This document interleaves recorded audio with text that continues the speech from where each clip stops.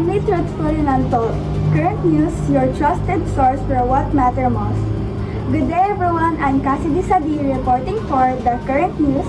Today we'll cover two major events impacting the Philippines, the Typhoon Christine and a recent earthquake. Let's get into the details, so please stay with us for these important updates. Typhoon Christine has entered the Philippine area of responsibility, bringing strong winds, heavy rain, and potential flooding across the multiple regions. This is one of the strongest typhoons to hit the Philippines this year, with sustained winds reaching up to 150 km per hour and gusts up to 200 km per hour. So far, Typhoon Christine has impacted an estimated 20,000 homes in coastal and low-lying areas, displacing thousands of families. In addition to infrastructure damage, over 12,000 hectares of crops have been damaged or destroyed, putting a severe strain on local agriculture communities and livelihoods.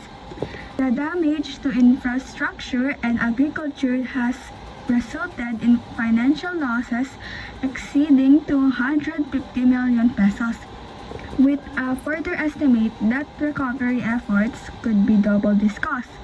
Unfortunately, the typhoon has also resulted in the loss of at least 10 lives, and emergency services have reported over 50 injuries so far, with the numbers expected to rise as more areas are reached by rescue teams. Pag-asa's issue warnings for several areas at high risk of flooding and landslides, particularly in the region of Cagayan, Isabela, and parts of the central Luzon.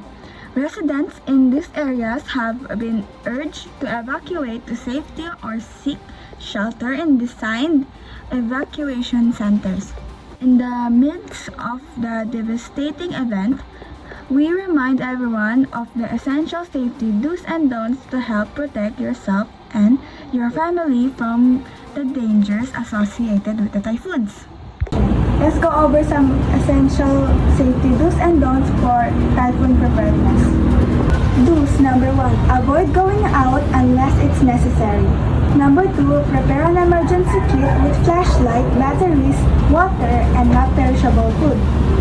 And number 3, secure important documents, valuables in a waterproof containers. Don'ts: number 1, stay away from flood-prone areas and rivers. Number 2, don't spread unverified information to avoid panic.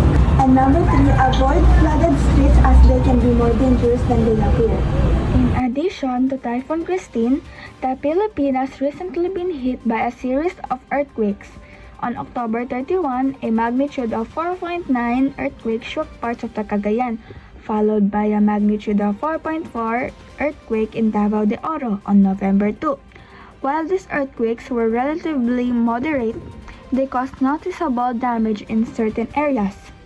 In Cagayan, approximately 150 structures, including home, public buildings, and schools sustained minor to moderate damage. Similar damage was reported in Davao de Oro, with over 50 homes temporarily deemed unsafe by authorities. Though no fatalities have been reported, several individuals suffered minor injuries during the shakings, and roads were temporarily blocked by a small landslide. Emergency services are closely monitoring the affected areas and are on standby for aftershocks, which are common after initial earthquakes. Here are some safety do's and don'ts to help you remain safe during an earthquake. Do's: number 1, wrap, cover, and hold when the shaking starts. Number 2, if inside, stay away from heavy objects or windows. Number 3, move to an open area if outside and away from buildings or trees. Don'ts: number 1, do not use the elevator. Number 2, avoid running outside during an earthquake. And number 3, do not enter damaged buildings until they are declared safe. Earthquakes are unpredictable, so staying prepared is the key. Discuss these tips with your family to ensure everyone knows what to do.